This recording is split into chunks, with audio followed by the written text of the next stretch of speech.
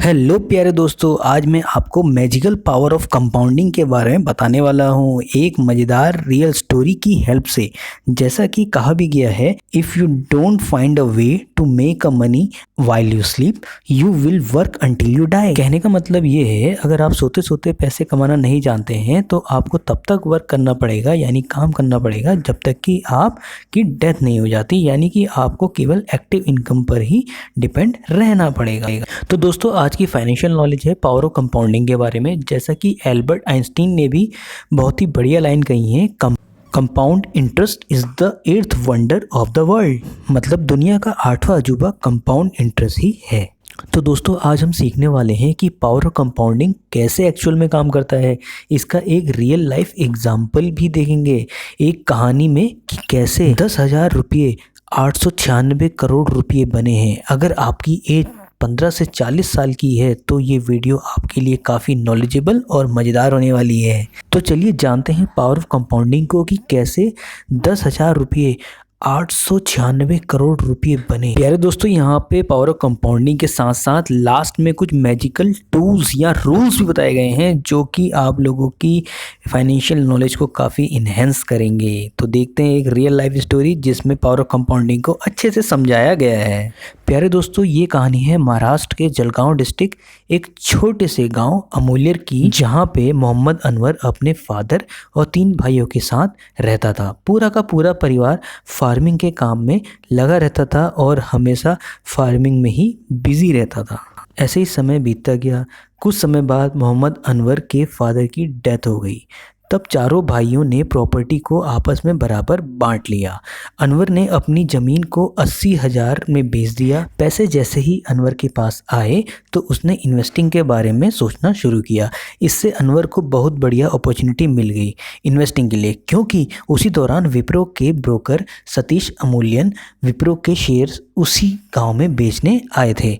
दोस्तों, यहाँ पर मैं आपको एक बात बताना चाहूँगा कि उस समय ऑनलाइन ब्रोकर्स फर्म्स नहीं हुआ करती थी, जैसे grow, up stocks and Zerodha. उस समय लोगों को शेयर खरीदने या तो स्टॉक एक्सचेंज जाना पड़ता था, या ब्रोकर्स हर गांव कस्बों में घुमा करते थे पब्लिक से पैसे इकट्ठा करने के लिए। दोस्तों, 2 दिन पहले ही मैंने शेयर मार्केट में एक बहुत ही इंफॉर्मेटिव वीडियो बनाई है, बिल्कुल बेसिक से।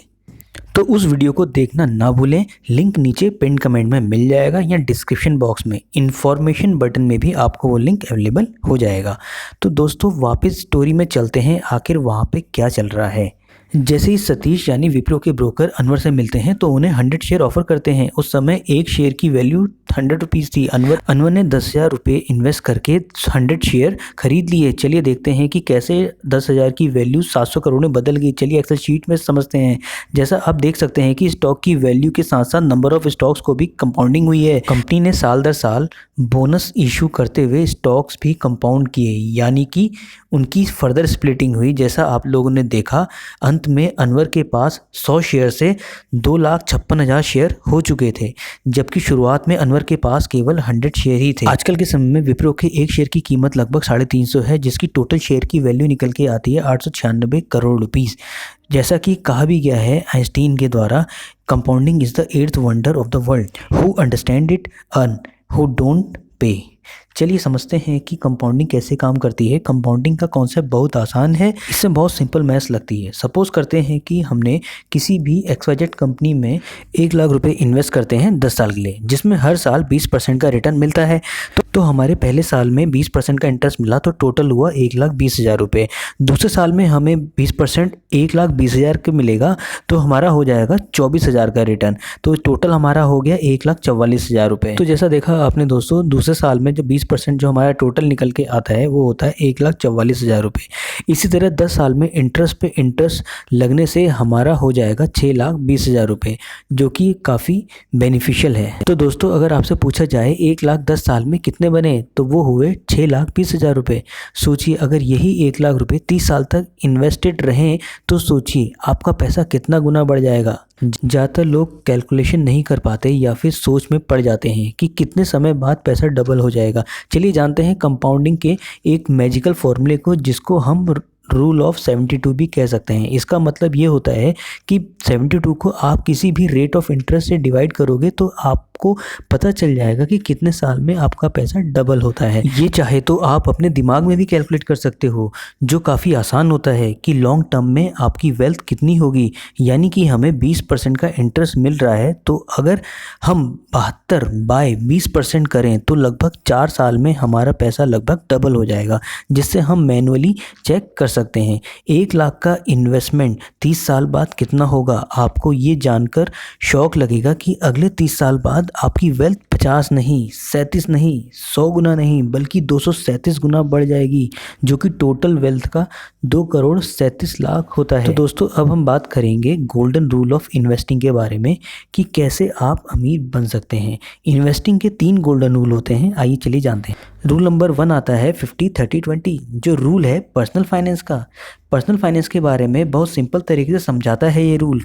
काफ़ी लोग ये प्रॉब्लम होती है, उनके पास पैसा तो आता है लेकिन वो उन पैसों को कैसे यूटिलाइज़ करें, ये सबसे बड़ा क्वेश्चन है उनके माइंड में कि कितना इन्वेस्ट करें, कितना हम बेसिक नीड्स पे खर्च करें। इस प्रॉब्लम का सॉल्यूशन 50-30-20 रूल से आसानी से निकल के आता है कि कैसे आप फाइनेंस को मैनेज कर सकते हैं। चलिए मान लेते हैं कि आपकी सैलरी 1 लाख रुपए है, तो इसे आप कैसे मैनेज करेंगे।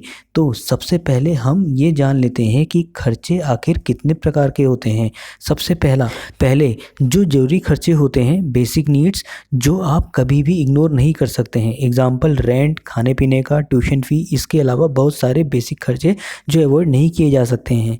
तो 1 लाख में से आपको 50% यानी 50,000 साइड में रख लेने चाहिए।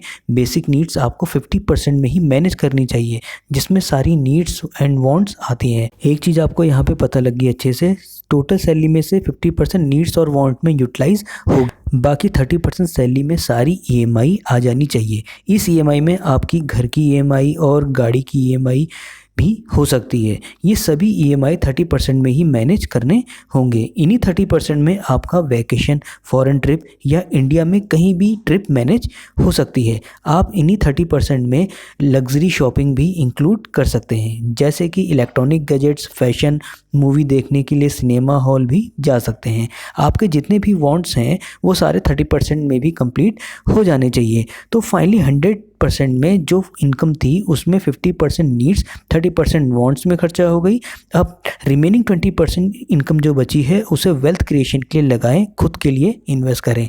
आप जो 20% इन्वेस्ट करेंगे उसे सेल्फ ग्रोथ में लगा सकते हैं। उसके अलावा mutual funds, stocks, ETFs, insurance, emergency funds में इन्वेस्ट कर सकते हैं। हम सभी को अपने और परिवार के लिए हेल्थ इंश्योरेंस भी लेना चाहिए, जिससे हम बड़ी से बड़ी भयंकर डिजीज़ की भी रिकवरी आसानी से ले सकते हैं और आपकी पूरी सेविंग कहीं उस बड़ी डिजीज़ को रिकवर करने में ना लग जाए। इसलिए इसके साथ साथ पूरे परिवार के लिए हेल्थ इंश्योरेंस लेना बहुत ज़रूरी है। हम सभी के पास लगभग 6 महीने का इमरजेंसी फंड भी होना ज़रूरी है, जिससे इन केस आपकी अगर जॉब चली जाए तो आप अपने परिवार के बेसिक नीड्स के लिए फंड अवेलेबल करा सकते हैं। तो फाइनली हमें ये पता लगा कि सैलरी का जो 100% है, 50% नीड्स एंड वांट्स, 30% EMI और बाकी का 20% इन्वेस्टमेंट में होना ज़रूरी है। चलिए अब बढ़ते हैं रूल नंबर 2 की ओर।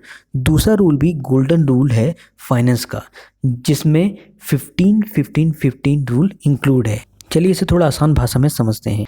अगर आप 15,000 रुपये इन्वेस्ट करते हैं हर महीने और आपके इन्वेस्टमेंट किए पैसे में 15% का रिटर्न मिलता है हर साल, तो आपका पैसा 15 साल बाद 1 करोड़ रुपए हो जाएगा। ये वाला रूल बहुत इंपॉर्टेंट है, जो पावर ऑफ इन्वेस्टिंग को भी समझाता है, इसी के साथ साथ इम्पोर्टेंस ऑफ सेविंग के बारे में भी काफ़ी जानकारी देता है। रूल नंबर 3, तीसरा गोल्डन रूल होता है 100 - एज। ये बताता है कितना % पैसा आपको इक्विटी और डेब्ट में इन्वेस्टमेंट होगा। अकॉर्डिंग टू दिस रूल, यदि आप अपनी एज को 100 में से माइनस करते हैं तो आपके पोर्टफोलियो में कुछ ऐसा होगा, यानी 100 - 25, 75% आपकी इक्विटी होगी और 25% आपका डेब्ट होगा। तो दोस्तों, इसी तरह की फाइनेंशियल एजुकेशन लेने के लिए जुड़े रहिए मनी ग्रेडेंट में। इस तरह की बहुत बेहतरीन और बढ़िया जानकारी आपको हमेशा मिलती रहेगी और अपनी फाइनेंशियल नॉलेज को बढ़ाते रहिए और अपने डाउट्स डेफिनेटली पूछिए कि आपको और क्या क्या फाइनेंशियल नॉलेज में दिक्कत है, क्या क्या आप जानना चाहते हैं। शेयर मार्केट से रिलेटेड वीडियो ऑलरेडी पोस्ट हो चुकी है। इसी के साथ साथ शेयर मार्केट की एक स्पेशल प्लेलिस्ट आप लोगों के लिए ऐड होगी, जो कि आपको शेयर मार्केट की कंप्लीट नॉलेज देगी। अगर आप क्रिप्टो मार्केट में इन्वेस्ट करना चाहते हैं तो डेफिनेटली उसमें भी आपको कंप्लीट नॉलेज प्रोवाइड की जाएगी। तो जुड़े रहिए मनी ग्रेडियंट से। टेक केयर, स्टे हेल्दी और अपने डाउट मुझसे पूछिए। अगर आपकी नॉलेज बड़ी हो तो डेफिनेटली इस चैनल को सब्सक्राइब करना ना हो। तो मिलते हैं एक बढ़िया से अच्छी सी फाइनेंशियल वीडियो के साथ जो कि आपकी नॉलेज को फर्दर इन्हेंस करेगी और बहुत ज़्यादा बढ़ाएगी, जो आपको कहीं भी देखने को या सुनने को नहीं मिलेगी। धन्यवाद। Wish you good luck.